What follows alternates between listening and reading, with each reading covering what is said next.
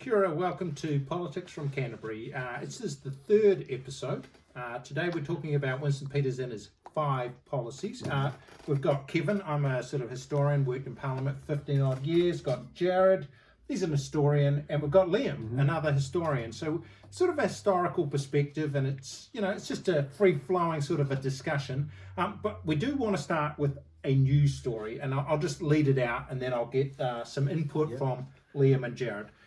So there's a documentary out at the moment, and in the promos it features the great man Winston Peters, the leader of New Zealand First, and underneath that you may have seen it says something like mis and disinformation is rampant. Again, I'll show you. Mis and disinformation is rampant, and there's a shot of Winston Peters. Also, around the same time, this particular documentary has a shot of the leader of the ACT Party, David Seymour. I know it's both quite quick. Is it positive, really? Is it really, is it showing Winston Peters and David Seymour in a positive light? This is election year. We're about 90 days out or less now, about 85 days out from the election. If you were the leaders of these parties, would you be amazingly pleased? Liam? I'd be annoyed that with the kind of association that my party is somewhat, indicative, embodying this disinformation or misinformation. But do you think it's possible that they're just trying to include... Be inclusive? Because they did have the Jacinda Ardern with the swastika, So obviously Jacinda Ardern's not going to be happy about that, but to actually, to assume... She's not running for any sort of office in New Zealand, is she? Well, they've also got James Shaw with a black eye, and he comes across as being a victim of, I'm guessing, someone that was... whose head was basically filled with disinformation and went and smacked James Shaw in the face in 2019? I'm in two minds. You're in two minds. It's either that they're like the RNZ is trying to associate David Seymour and Winston Peters with disinformation, misinformation, or they're just trying to be as inclusive as possible because they've got other. Well, Chris Hipkins isn't in the. There's no Chris Hipkins in the opening titles. I just think it's because it's like. Maybe the footage was taken, before he was elected. I don't know.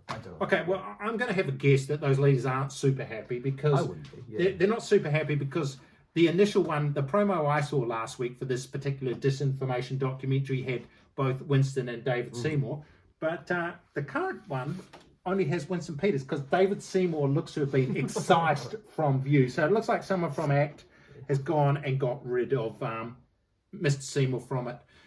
Okay, so we'll move on from our disinformation, misinformation, but what we're going to talk about is New Zealand First had a conference.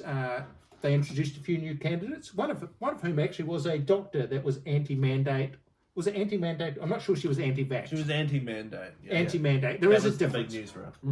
Liam, could you just explain the difference between being anti-vax and anti-mandate? Because I think Winston Peters is, by the way, vaccinated. Difference between being anti-vax and anti-mandate. Anti-vax you'd say that you shouldn't be putting you shouldn't be getting the vaccination because it's, I don't know, some people might say it's got 5G nanobots in it or it hasn't been tested. It doesn't, by the way. We don't want one of those clips turning up. But and then the anti-mandate would say that they're not exactly opposed to the vaccination or the inoculation process, but that you shouldn't be forced into doing it. Yeah, so to sum up very quickly, anti-vaccine would say that there's either no merit or that it's dangerous. Anti-mandate would say you shouldn't force people to do it. Okay, well, New Zealand First does now have, at best we know, an anti-mandate. So there's probably another... We're not going to have much bearing on any sort of policy, really, is it? More reasonable of the two, to be honest, Yeah, well, in reality, here's another thing. With New Zealand First, quite often you'll have Winston Peters, and at the moment he's got Jonesy as his sidekick. So we've got the duo.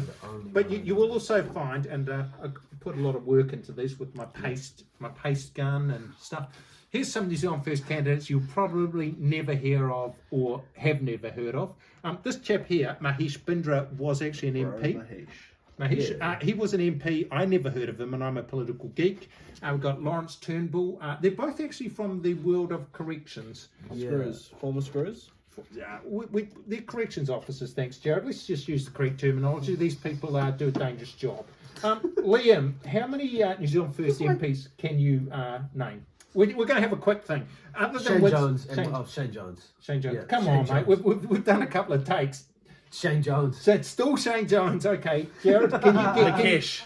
Mahesh Bendra. Okay, so he's a candidate. There's a couple more out there. I remember Without the piece of paper, how many can you name? Okay, without the piece of paper, Jenny Marcroft is coming back. Yeah. Mark Patterson, I Good. think he was an MP. He's coming back.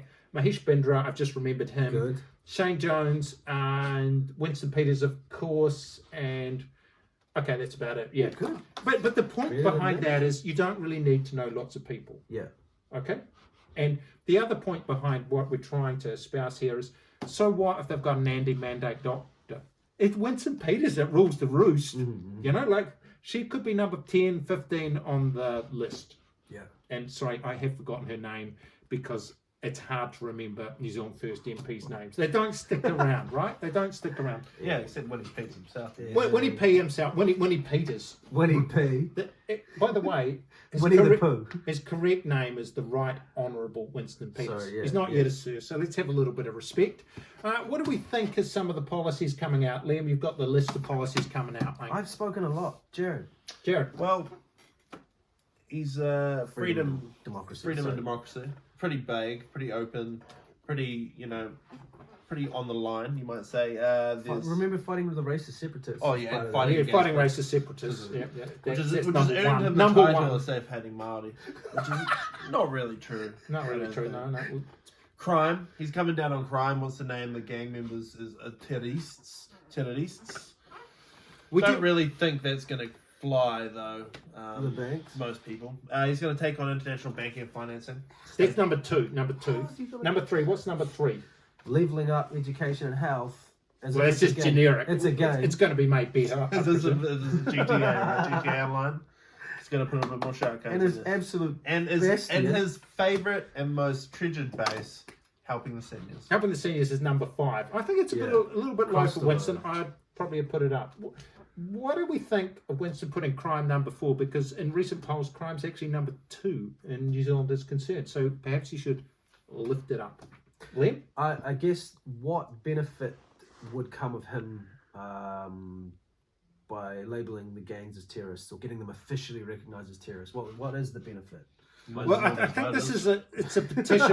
We're looking at the policies. All gangs should be designated terror entities. But does that mean that they can be, like you can bring in, like, they can arrest them without needing. I suppose you could use the Terrorism Suppression Act, Yeah. which it's pretty powerful. You could use the Terrorism Suppression Act in regards to gangs. I'm going to say I don't think it's going to happen. You two might know more on this. What's Tama Eddie and his crew back in Yes. The year they were designated as terrorists?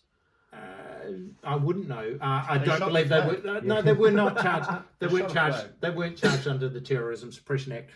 Okay, we're going to wrap this up because we don't want to talk to our viewers forever. Yeah. But I'm just going to say, New Zealand First got a lot of policies that I guess some people might like and some people might be terrified of.